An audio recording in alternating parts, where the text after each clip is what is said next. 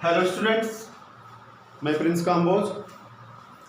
ये लेक्चर होगा class 12th physics का और ये लेक्चर होगा यूपी बोर्ड क्लास के लिए। ठीक है, आज हम डिस्कस करेंगे गॉस कीपर में। जिन बच्चों ने पिछले लेक्चर नहीं देखे हैं वो प्ले लिस्ट ओपन कर लेक्चर को ज़रूर देख लें। ठीक है, और हमारे साथ बने रहें, अपने फिजिक्स का पूर्णतः से ज्ञान लेते रहें, अपने नोट्स बनाते रहें, क्योंकि आपकी बोर्ड की क्लास का सवाल है। और जितना हो सके तो नया सोचने की कोशिश करें और हमसे जो उस बात को ज़रूर शेयर करें कि सर हमने इस टॉपिक को लेके ये बात सोची है, हम भी उस पर विचार कर आपको सही गलत का बताएंगे कि ये सही है या फिर गलत है। ठीक है, तो आज हम डिस्कस करेंगे गॉस कीपर में। Today we discuss to Gauss theorem. Gauss कीपर में क्या है, एक हमारे साइंटिस्ट हुए हैं कार्ल फ्रेडरिक गॉस। उन्होंने एक थ्योरम दी थी कि जब हम किसी बंद पृष्ठ से क्लॉज सरफेस से, ठीक है, जब हम किसी बंद पृष्ठ से गुजरने वाली जितनी भी बल रेखाएं हैं, वैद्युत बल रेखाएं हैं, उनका जो विद्युत फ्लक्स होगा वो कुल आवेश का, बंद पृष्ठ पर स्थित कुल आवेश का 1/ε0 गुना होता है। ठीक है, ये जो फाई होगा ये कुल आवेश हमने मान लिया क्यू, उसके कितना गुना होगा 1/ε0 गुना होगा, 1/ε0 गुना होगा। तो आज हम इसी थ्योरम को डिस्कस करेंगे। थ्योरम वो होती है जिसका हम प्रूफ करें, अगर प्रूफ ना करें तो ये लॉ होगा। ठीक है, तो हम इसको प्रूफ करेंगे और ये हमारी थ्योरम है। थ्योरम में लिख लेंगे, लिखें कोस के अनुसार, इन्वर्टेड कॉमा में लिखें कोस के अनुसार किसी बंद पृष्ठ से गुजरने वाला विद्युत फ्लक्स, किसी बंद पृष्ठ से गुजरने वाला विद्युत फ्लक्स उस पृष्ठ द्वारा घिरे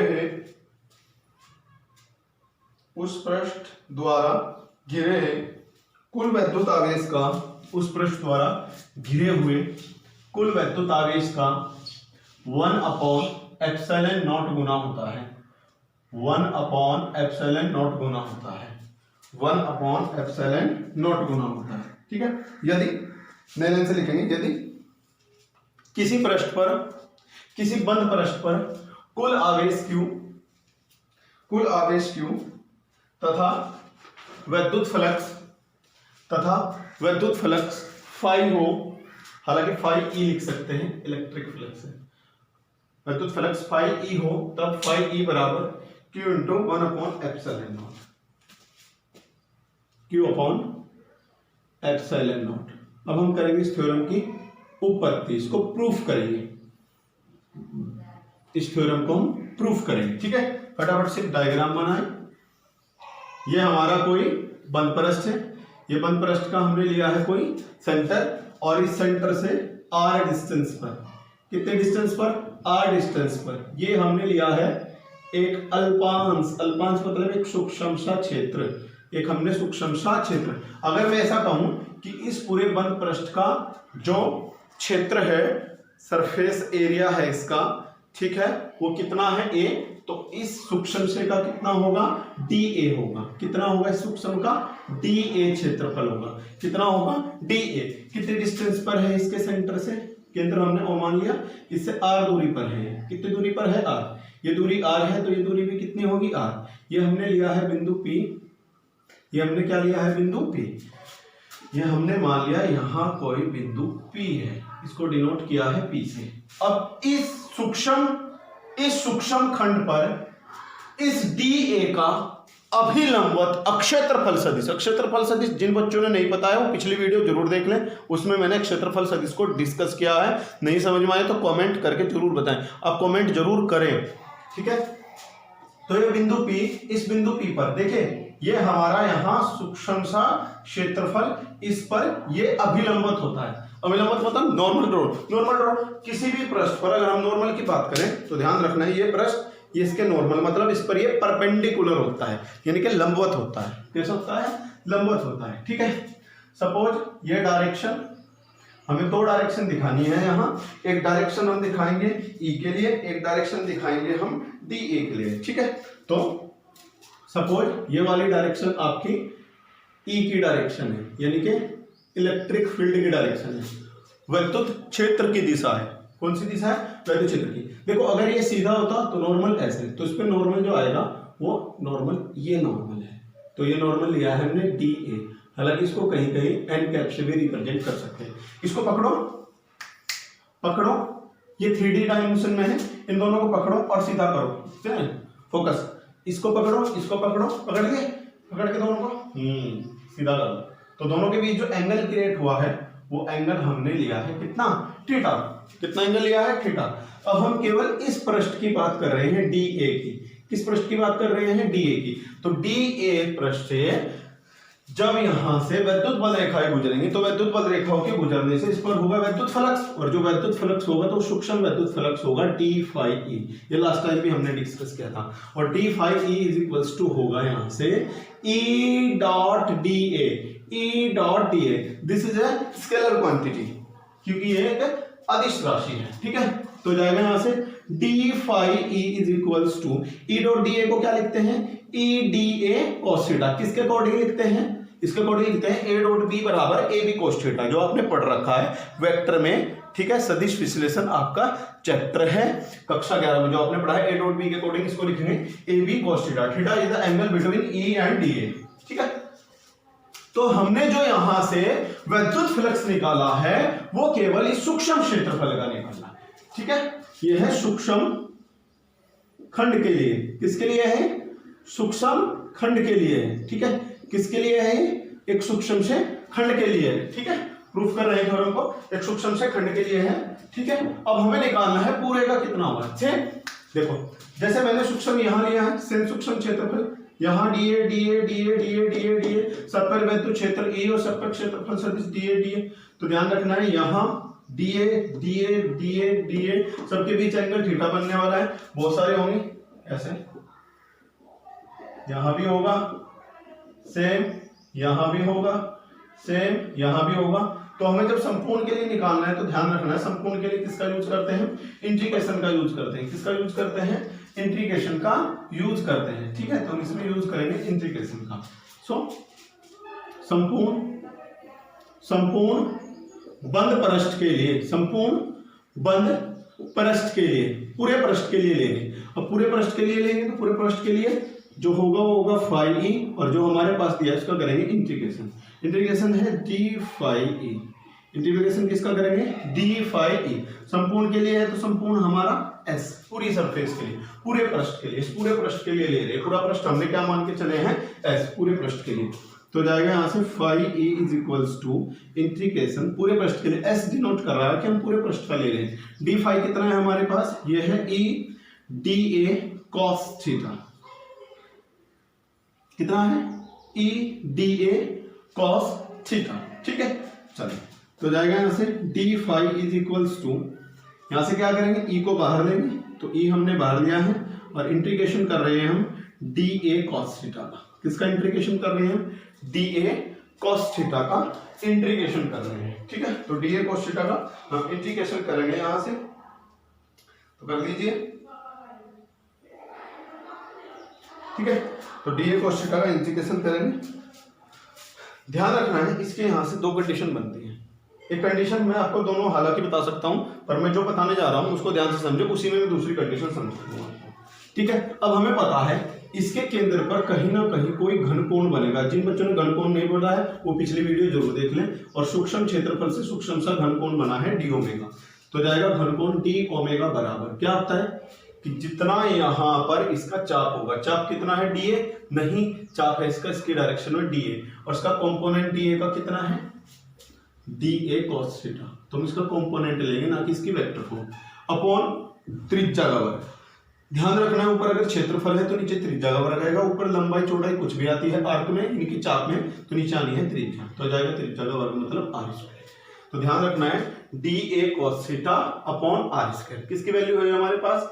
डी ओमेगा के, अपॉन वाला मल्टीप्लाई में जाएगा। So D A cos theta is equals to आएगा हमारे पास R square D omega, R square D omega put करेंगे हम, तो जाएगा phi E equals to, E की वैल्यू निकाल लेंगे। ई क्या है? Electric field. पॉइंट पी पर इलेक्ट्रिक फील्ड कितनी होगी? तो बिंदु पी पर वैद्युत क्षेत्र बिंदु P पर कितना विद्युत क्षेत्र होगा, आपने पढ़ा विद्युत क्षेत्र E बराबर 1/4 पाई एप्सिलॉन नॉट के, वायु और निर्वात के लिए K की वैल्यू अलग अलग मिलते हैं, और चार्ज बाय क्या डिस्टेंस, डिस्टेंस कितनी है P से O के बीच की R, तो जाएगा r²। तो E की वैल्यू पुट करेंगे तो जाएगा 1/4 पाई एप्सिलॉन नॉट के Q बाय r²। ठीक है, यहां से वैल्यू पुट करेंगे, यह है इंटीग्रेशन क्या, यह है dA cos theta, dA cos theta की वैल्यू आएगी हमारे पास r d omega, r² d omega, r² को बाहर लेंगे तो जाएगा यहाँ से d phi is equals to 1/4 pi epsilon not के, और ये Q बाय r², और ये r² को बाहर लिया, और ये surface area d omega, r² से r² कैंसिल, तो d phi is equals to आ जाएगा 1/4 पाई एप्सिलॉन नॉट के, और ये Q, ठीक है, इनटू d ओमेगा इस पर अंतरित कोण। अगर हम पूरी सरफेस की बात करें तो पूरी सरफेस के लिए कितना होगा 2 पाई, हालांकि ये 3D सरफेस है, तो 3D सरफेस के लिए ध्यान रखना है, पूरे पृष्ठ के लिए जो d ओमेगा होगा वो होगा 4 पाई। कितना होता है 4 पाई होता है, क्योंकि जब हम पृष्ठ की बात करते हैं तो गोला होता है, इस गोले की त्रिज्या हमने r ली है, तो इसके लिए पूरा वन पृष्ठ का जो क्षेत्रफल आता है वो 4 पाई r² आता है। कितना आता है 4 पाई r² आता है, बट हम पूरे के लिए नहीं, हम इसके सेंटर की बात कर रहे हैं। किसकी बात कर रहे हैं, सेंटर की बात कर रहे हैं। सेंटर पे 2 पाई 4 पाई इन्हीं में आएगा, क्योंकि यहाँ रेडियस हम नेगलेट की फॉर्म में चलते हैं लेके। तो d ओमेगा की वैल्यू कितनी आएगी 4 पाई, कितनी आएगी 4 पाई, 4 पाई से 4 पाई कैंसिल, और वायु निर्वात के लिए k का मान लेंगे 1, तो फाई इज इक्वल्स टू आएगा 1/एप्सिलॉन नॉट इंटू की, या फिर फाई इज इक्वल्स टू लिख सकते हैं q इंटू 1/एप्सिलॉन नॉट, और यही आपका थ्योरम है किसकी, गॉस की। तो ये आपकी हुई थ्योरम गॉस की। ठीक है, कुछ बच्चे इसको ऐसे भी कर सकते हैं, दोबारा से देख लें, ये हमारे पास कोई बंद पृष्ठ, ये इसका केंद्र O, और इससे हमने r दूरी पर लिया है एक सूक्ष्म सा क्षेत्रफल, इससे r दूरी पर हमने लिया है एक सूक्ष्म सा क्षेत्रफल। इस सूक्ष्म से क्षेत्रफल पर वैद्युत क्षेत्र कितना है E, और इसका जो अक्षेत्रफल है वो कितना dA, और अक्षेत्रफल सदिश मतलब इसके लंबवत कितना है dA वेक्टर, जिसको n कैप से भी डिनोट करते हैं। इनके बीच का जो एंगल है, मैंने कहा इनको पकड़ के ऐसे कर लो, इनके बीच का जो एंगल है वो कितना है theta. So d phi equals to हो जाएगा E डॉट DA को लिख सकते हैं E DA cos theta, theta is the angle between E and DA। ठीक है, पूरे संपूर्ण बंद पृष्ठ के लिए लेके चलेंगे, हम क्या करेंगे d फाई की वैल्यू यहाँ पुट करेंगे, s डिनोट कर रहा है पूरे पृष्ठ के लिए, किसको डिनोट कर रहा है पूरे पृष्ठ के लिए। ठीक है, इसको सोल्व करते चलेंगे। बच्चे जो कंफ्यूज होंगे वो यहाँ कंफ्यूज होंगे, मैं बार बार बता दे रहा हूँ, ये सेंटर पे बना हुआ है। अगर आपकी 2D सरफेस होती तो उसके लिए 2 पाई आता है, 3D सरफेस है तो उसके लिए आएगा 4 पाई। कितना आएगा 4 पाई आएगा, कितना आएगा 4 पाई। हालांकि मैंने गोले से भी बताया ये 4 पाई r² ये पूरे गोले का होता है, बट हमें सेंटर का फाइंड आउट करना है। किसका फाइंड आउट करना है, हमें सेंटर का फाइंड आउट करना है। ठीक है, एक बात को हो रही है जान लो, कुछ बुकों में ये आर्टिकल ऐसे भी किया हुआ है, जो मैंने यहां से ये E dot DA cos theta लिया हुआ है, इसने कहा है कि जो हम यहां से ये अल्पांश लेते हैं कि इसमें E और DA अगर एक ही डायरेक्शन में हो, थीटा की वैल्यू 0 होगी, इसकी वैल्यू 1 हो जाएगी, तो हो जाएगा यहाँ से इंटीग्रेशन, यहाँ रफली समझा दे रहा हूँ आपको, हो जाएगा E DA cos थीटा 0 है तो 1 हो जाएगी वैल्यू, 1 की मल्टीप्लाई इसमें करेंगे, E को बाहर लेंगे, E की वैल्यू वही 1/4 pi epsilon not Q by r², और इंटीग्रेशन सरफेस एरिया DA, यानी कि इस का पूरे का क्षेत्रफल, और गोले की शेप में होता है, ध्यान रखना है, बंद पृष्ठ गोले की शेप में हमने गोला मानना हुआ है, तो इसका जो क्षेत्रफल होगा वो 1/4 pi epsilon not Q by r² का क्षेत्रफल होगा 4 पाई r² से r² कट जाएगा, 4 पाई से 4 पाई, वही Q बाय एप्सिलॉन नॉट होगा। आप कैसे भी कर सकते हो, हालांकि आपकी बुक में मोस्टली ये भी देकर रखते हैं, आप किसी भी तरीके से कर सकते हो, दोनों इसके जो मेथड हैं वो ठीक है। हालांकि आगे आप नोट में भी लिख सकते हो, नोट में कैसे लिख सकते हो कि यदि E और D एक ही डायरेक्शन में हो तो भी कर सकते हैं। बाद में एग्जाम में भी आ जाता है कि E और DA एक ही डायरेक्शन में, मतलब इनके बीच एंगल थीटा जो है वो 0 है, तो थीटा अगर 0 होगा इनके बीच का एंगल, तो ध्यान रखना है जो हमने यहाँ से cos थीटा लिया है तो थीटा को हम 0 लेंगे, E को बाहर करेंगे, मैं बार बार समझा दे रहा हूँ, यहाँ इंटीग्रेशन DA का होगा, DA का 4 पाई r² हुआ, फिर आपको ये सब करने की जरूरत नहीं होगी। ठीक है, वीडियो को पॉज करके नोट करें, और फटाफट से एक नोट लिख लें, इसमें नोट लिख लें, यदि आवेश, ये आवेश इसके अंदर है, जिस आवेश की हम बात करें, यदि आवेश ठीक है, इस पृष्ठ पर है आवेश प्लस क्यू। यदि आवेश ये जो प्लस क्यू मैंने लिया है इस पृष्ठ के बाहर स्थित हो, इस पृष्ठ के कहाँ स्थित हो, बाहर, इस पृष्ठ के कहाँ स्थित हो, बाहर। यदि आवेश प्लस क्यू इस पृष्ठ के बाहर यहाँ यहाँ यहाँ कहीं भी बाहर स्थित हो, तब बाहर स्थित हो, तब वैद्युत फ्लक्स शून्य होता है, तब वैद्युत फ्लक्स शून्य होता है। शॉर्ट क्वेश्चन में कभी कभी आ जाता है, ठीक है, कि यदि कोई आवेश किसी पृष्ठ के बाहर स्थित हो तो उसका वैद्युत फ्लक्स कितना होगा, तो उसका जो वैद्युत फ्लक्स होगा वो शून्य होगा। कैसा होगा, उसका वैद्युत फ्लक्स शून्य होगा, उसका वैद्युत जो फ्लक्स होगा वो शून्य होगा, ठीक है, उसका वैद्युत फ्लक्स कैसा होगा, शून्य होगा। वीडियो को पॉज करके नोट करें, इसी पे एक न्यूमेरिकल चिपकाते हैं, फिर वीडियो को पॉज करके नोट करते हैं।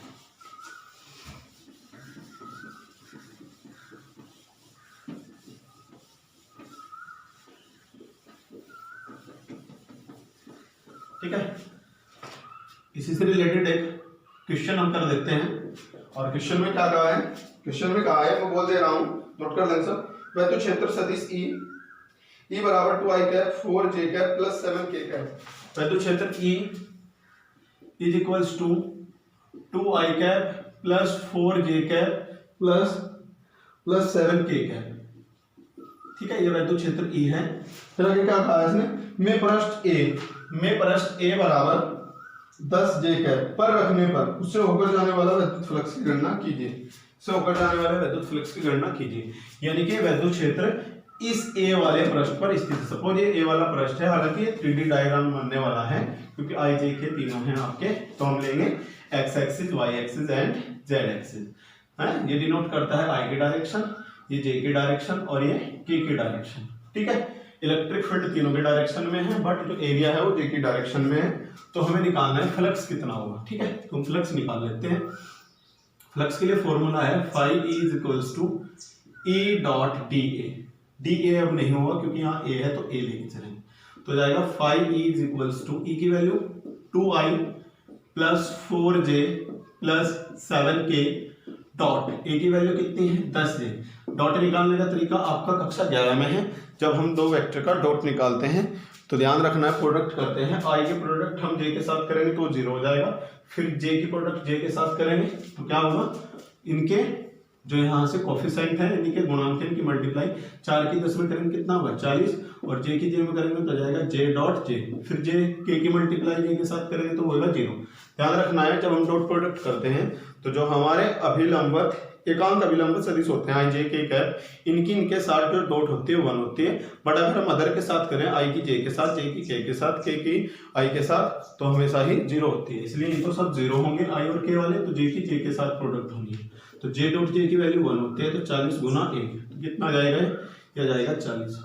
कितना आएगा यहाँ से 40 न्यूटन मीटर स्क्वायर पर कूलम, इतना इसका फ्लक्स होगा। ठीक है, नोट कर लें फटाफट से, वीडियो को पॉज करके नोट कर लें। तो ये आज आपका जो टॉपिक हुआ वो हुआ गॉस थ्योरम से रिलेटेड, और कल जो हम टॉपिक पढ़ेंगे वो पढ़ेंगे गॉस की प्रमेय के अनुप्रयोग। कल के लिए जो नेक्स्ट टॉपिक हमारा होगा वो होगा गॉस की प्रमेय के अनुप्रयोग, गॉस की प्रमेय के अनुप्रयोग। ठीक है, कल जो हम टॉपिक पढ़ेंगे वो पढ़ेंगे गॉस की प्रमेय के अनुप्रयोग। हालांकि मैं बुक से अगर बात करें तो जो बुक में हमारे डेरिवेशन दिए हैं, ड्राइव किए हुए हैं सब, मैं उन्हें थोड़ा सा संशोधित कर देता हूँ। आप भी कोशिश करो कि बिल्कुल ही कॉपी ना करो, कुछ नया सोचने को मिलता है तो नया जरूर सोच लें, और से हमारे साथ जरूर शेयर करें कि सर मैंने ऐसा सोचा है कि सही है या गलत है। ठीक है, उस पर हमारी सजेस्ट जरूर दें। ठीक है, हमारे साथ बने रहें।